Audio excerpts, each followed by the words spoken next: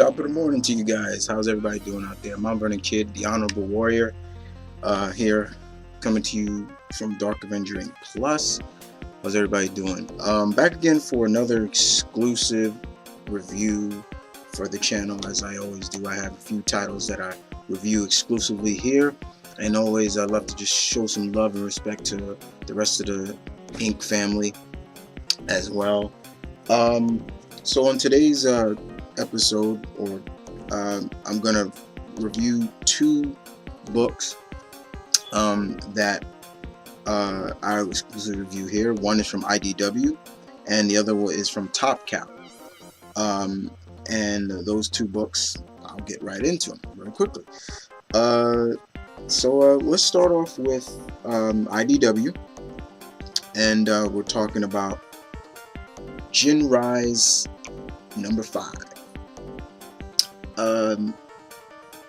Nice cover, right? That's a nice cover.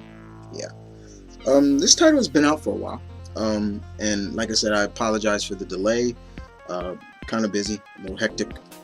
But as always, I'm going to deliver the review. So this is part 5 of this story, this mini-series.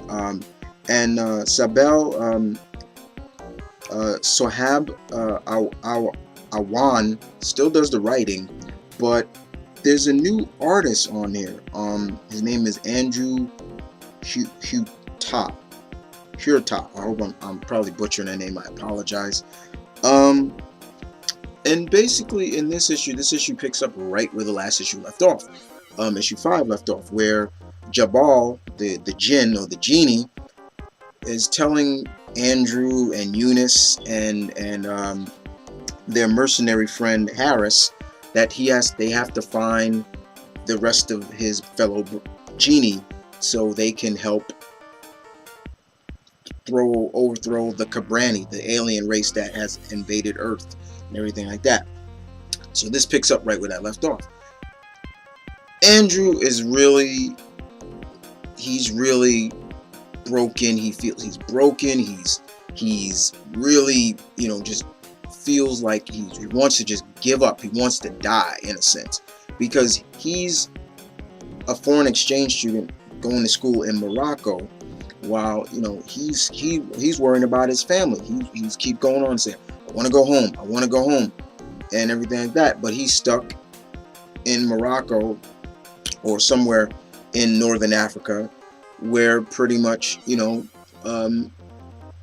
with the little Moroccan farm boy Eunice and their mercenary friend Harris, who's got a real shady past. We don't really know too much about his past.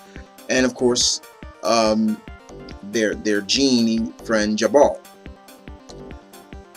And he really kind of breaks it down to Harris, who is once again playing chess.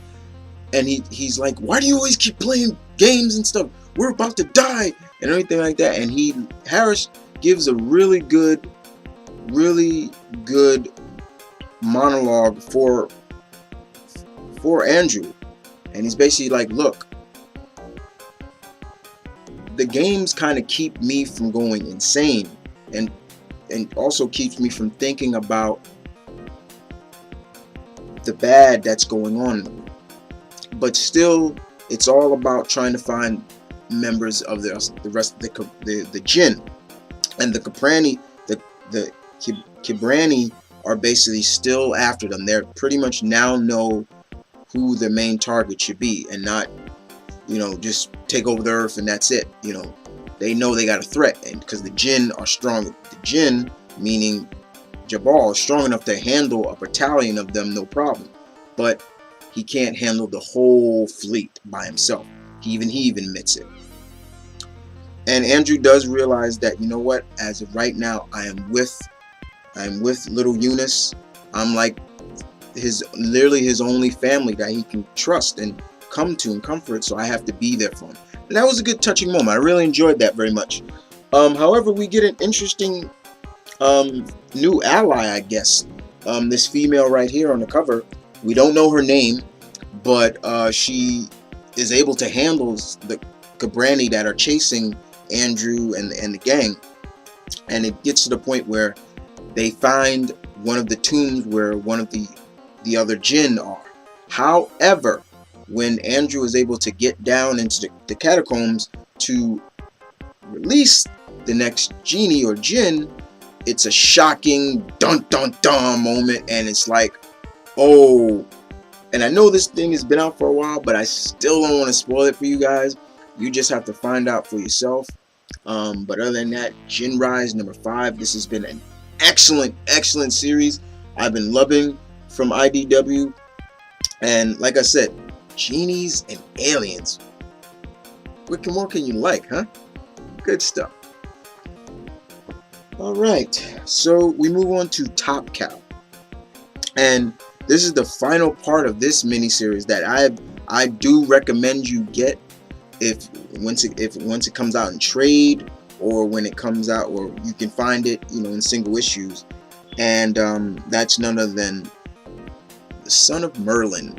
This is issue 5 of 5.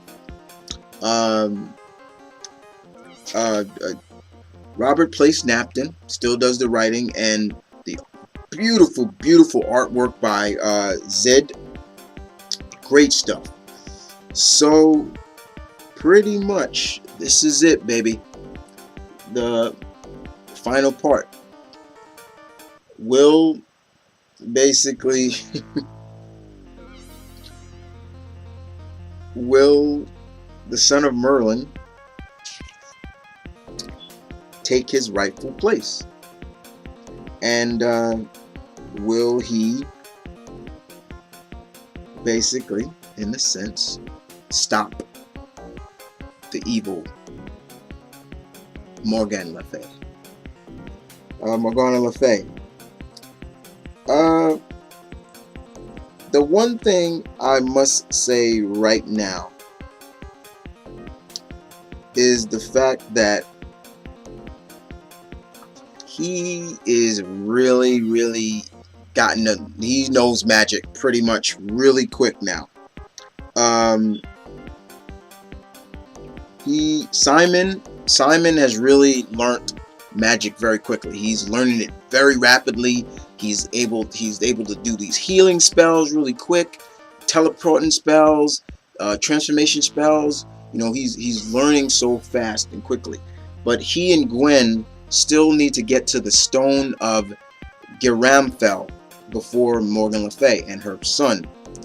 And it's a kind of a quest now, because his father left him a message before of saying that he was going to go through some trials. There are going to be like some trials that he has to go to before he can get to the stone, and they're going to come in the form of 3 elements: water, earth, and fire. And we get to see those trials, and it's to the point where, yes, Simon and Gwen do get to the stone. And unfortunately, by doing this, they helped let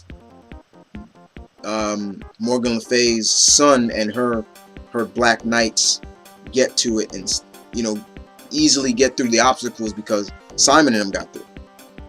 So it's basically a race against time now, and it's to the point also where there's a turning point in this issue where Simon has to make a decision. Even when he's talking to the goddess herself, Giramfell, I hope I'm saying her name right. And he has the stone, and she's telling him it can do anything your heart's desire, whatever you want. And Simon needs to make a choice. Does he usurp and use the power, or does he use it to save Gwen's life? Because Morgan Le Fay uses her as as a ransom. So then it becomes more of an obstacle once again. Is Simon going to do the right thing? What would he do? Does he give the stone over to Morgana Le Fay, because we all know what she's going to try to do with it? And does he? Spoiler alert. He does. He does. To save Gwen's life, he does. He gives her the stone. And she is able to, she starts to summon the Kiri's demons to the earth plane. However, Simon outthinks her very much. And this is to the point now, Morgana Le Fay knows that Simon is the bastard son of Merlin, and it becomes more of, now he can't go magic for magic with her. He has to do something else. And what does Simon does? He outthinks her, which ends brilliantly of how he does it. And you really get a kick out of just seeing he twisted everything that he wanted and made it work in his favor and defeated Morgana Le Fay. Yes, I'm gonna even admit that he does defeat Morgana Le Fay.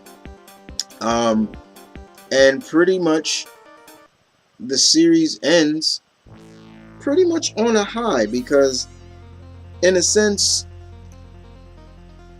we've seen it built up pretty well, and I have to give Mr. Napton a lot of credit for how he built up the relationship between Simon and Gwen. You know, she really cares for him. You know, she started to really grow, and Simon, same thing. He started to grow attached. And I was like, you know what? That's fine. Very much.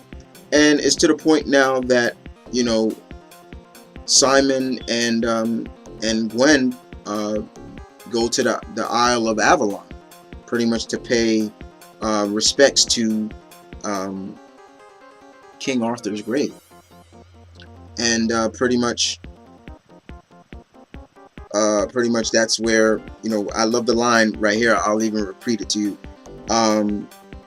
She says, Simon says, so this is really King Arthur's grave.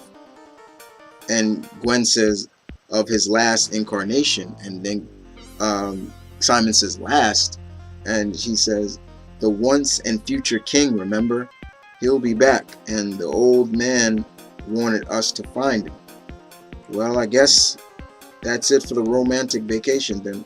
And then he's joking about their relationship, and she says romantic, and she's like, let's get started. Where do we look? You know, you're trying to change the subject once again, you know, playing it. Nope, but let's keep the future waiting, Lady Gwen. Let's go find us a king. It ends right there. So it kind of ends like almost like a sequel into another sequel of, like, now it's always been said King Arthur, quote unquote, is the once and future king. He will always return. He will return one day to take his place back as the king, as probably one of the most beloved and kings of, you know. So we kind of get to see that in there. And I thought out of this 5-part series, this was really good. I did not really have a lot of nitpicking at the series. I do recommend it. If you are a big Knights of the Round, King Arthur, Merlin fan like I am, you're going to love this. And to find out that Merlin has a son who was just started out to be just a regular MIT student, pretty much a genius, and now he gets thrown into this new world where he realizes that he is the son of Merlin, one of the most powerful wizards in history. Very good stuff. And like I said, and Zid's artwork was just fantastic. I loved it from start to finish. It kept me going. It kept me on the edge of my seat. But yes, indeed, Son of Merlin, very good stuff. So guys, there you have it. I hope you guys enjoyed this pretty much long review. Once again, like I said, I've finished Son of Merlin. I still have some books exclusively here on Dark Avenger Inc. Like I said, JinnRise is still going on, and then still got DC's Katana. I'll probably add two more titles here exclusively on this channel that I will exclusively read. I'll try to keep the independent stuff usually on a lot of indie stuff on this channel. Don't want to really go too much to the big, you know, the big two. So whenever I feel like there's something else, I'll add some more stuff to it. But in the meantime, I still got JinnRise, excuse me, and Katana still. But I hope you guys enjoyed this review. Once again, This is Mount Vernon Kid saying peace, one love, stay tuned, keep it real, guys. As always, coming to you from DarkAvengerINCPlus. As always, don't forget to subscribe, guys. You won't be disappointed. A lot of great people here on this channel that we just here having fun, showing our appreciation for comics and loving our geekiness. And don't forget to follow a lot of the people here. You know, we are on Facebook. You know, I'm shouting them out. You know, Fat Stacking Comics, he has a Facebook page. You know, I have a Facebook page. I have a Twitter. I have a Tumblr. I even have a Comic Grind page. You can follow me on Comic Grind. You know, Blue Goblin, he's got Tumblr, Facebook. You know, J. Al Ghul has a Facebook, has Tumblr, I believe, yeah. Has a Twitter, I know that. So just pretty much follow us, guys. You won't be disappointed. So, but once again, like I said, I just wanted to get that out there. And other than that, once again, you guys take care, and I'll see you around for the next exclusive review or something more. You guys take care and have a good day.